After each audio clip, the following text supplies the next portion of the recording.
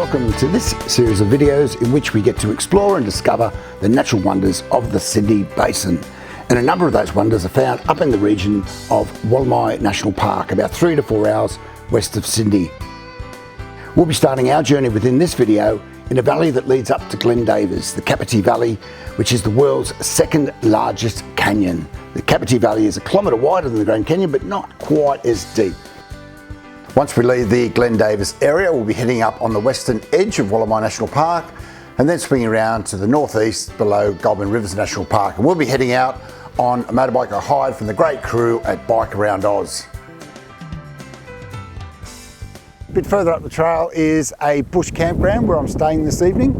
And before we get there, I wanted to share with you this particular vista because it shows that lovely interface between the Narrabeen group, that lower Narrabeen group of the Triassic group of rocks, and the Permian group, which is the lower group, which is the more undulating type landscape. Whereas the Triassic, those kind of Narrabeen groups, they're forming more that cliff line that we see. I also wanted to stop here to acknowledge the Wiradjuri peoples on whose lands I'm currently filming. It's a very large nation, the Wiradjuri peoples, and I'd like to pay my respects to all those peoples, past, present and future. From the mid-1800s through to the mid-1900s, areas such as Glen Davis and surrounding regions were involved in the mining of what's called oil shale, which is a sedimentary rock that contains large amounts of kerogen, which can be used to make products such as oil, kerosene, grease and candles.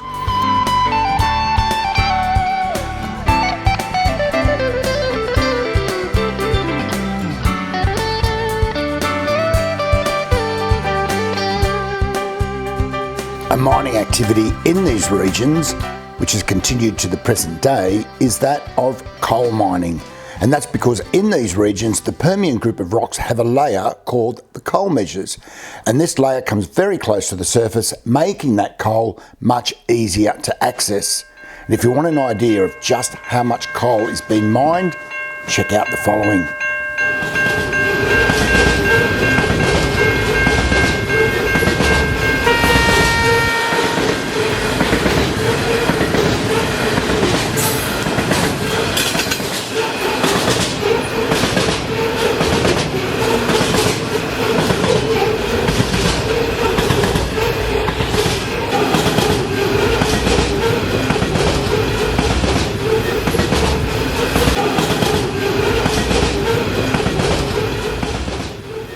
This relatively easy access to the coal led to the development of coal-powered power stations, such as the nearby Mount Piper power station, which helps to feed electricity into Sydney.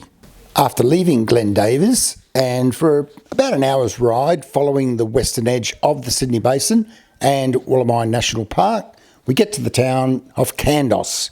And before I share some insights on Kandos, I'd like to share a riddle. What do you think is the connection between the nearby and beautiful Dun Swamp, the town of Kandos, the Sydney Harbour Bridge and the Sydney Opera House? In addition to sharing an aesthetic beauty, these attractions also have a binding connection through cement. The manufacture of cement uses limestone, and its availability in this area led to the start of cement manufacturing in the early 1900s, which in turn influenced the development of towns such as Kandos and the formation of Dun Swamp, which is an artificial lake providing water for the cement operation. And it wasn't long before the cement from this large operation was being used by construction projects such as the Sydney Harbour Bridge and the Sydney Opera House. So there you go, riddle solved. Not a bad reserve, this one. I've just been out and about having a look around, and we're up in the northern end of the Wollemi National Park, near Goulburn River National Park, actually probably about southeast of Goulburn River National Park. And I dropped in here because I heard about this reserve, and it's about 2,000 hectares and it's managed by a trust of volunteers. How amazing to have such a significant floral reserve on the edge of a wilderness area, i.e. the Wollemi Wilderness Area, being managed by a trust of volunteers. And it is a magnificent spot, especially these native pines, these calitris pines. It is sometimes thought we do not have native pines in Australia, but we do. and they include these calitris pines, which are a bit of a favourite for birds such as the gang and glossy-backed cockatoos. Well, the kettle's boiling, so I think that's one of the reasons I stopped off here as well, not just for the floral reserve, but also to have myself a hot drink of water. When I set off this morning from up the road where I was staying, I was camping up there, it was minus 0.5 degrees, so it's a little bit cold, and I thought I'd have a cup of tea to warm myself up. What I'd also like to share with you in this area is introduce you to the Eucalyptus rossii, which is a type of scribbly gum in that kind of group of eucalypts, and in later clips I'll be sharing with you how to tell some of the different eucalypts from each other. Once again, it's just thank you to those volunteers. It's been managed now for about 25 years, I think, through that board, that volunteer board, and it is a significant part of this northern end of the Wollemi National Park, and this whole region of the northern Wollemi as well is almost like a wildlife corridor, because we've got the central coast and all the bushland areas down there like the Watagans, etc. Then you've got this big corridor that comes out towards the west and then heads off towards the west and northwest, like say the Pilliga, and that's a really important wildlife corridor. So you do have a lot of intermingling of different species around here, so it's a great place to come and check it out, not just from a rocks perspective and a geological perspective, but also a wildlife and plant perspective.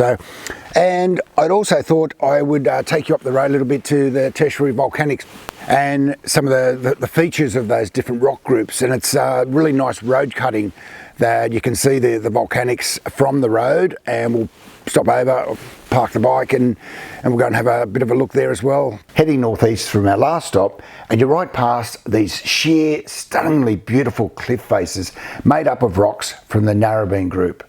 And then you turn a corner and you come across a different type of rock. And these are those volcanics I mentioned before, and they're an intrusive volcanic, and they've made their way through a parent rock. The parent rock in this region being made up of those Permian and Narrabeen groups that we've been talking about. And it's time for us to turn another corner and say farewell to this region and head on back south and towards Sydney. Thanks for dropping in.